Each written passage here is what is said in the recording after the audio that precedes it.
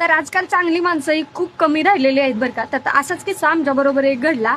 आम्ही फिरायला गेलो होतो आणि स्टेशनवरनं येताना संध्याकाळच्या 9 वाजल्या होत्या. 9:30 वाजल्या होत्या आणि येताना काय झालं, माझ्या छोट्या मुलाचे बूट मोठ्या मुलाने घेतले होते हातात आणि तो थोडा पळत-पळत आला. तर तेवढ्यात त्याच्याकडून ना एक बूट खाली पडला.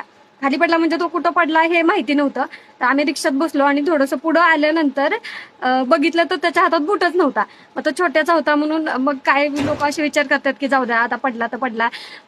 कशाला आपण म्हणजे आता त्यांनी कुठं पाडला असेल काही एवढं नाही. पण ते जे आम्ही रिक्षामध्ये बसलेलो ना तर त्या दादा बोलले की नाही बारक्याचा आहे ना तर आपण माघारी जाऊया आणि बघूया आपण कुठं पडलाय तो. तर त्यांनी जास्त पुढं आलं होतं तरी पण त्यांनी रिटर्न रिक्षा घेतली आणि स्टेशनपर्यंत गेलो शोधत. तर तिथं आम्हाला तो बूट सापडला. आणि पण अशी लोक खरंच खूप कमी भेटतात बरं का. तर ते रिक्षावाले दादा खरंच खूप चांगले होते.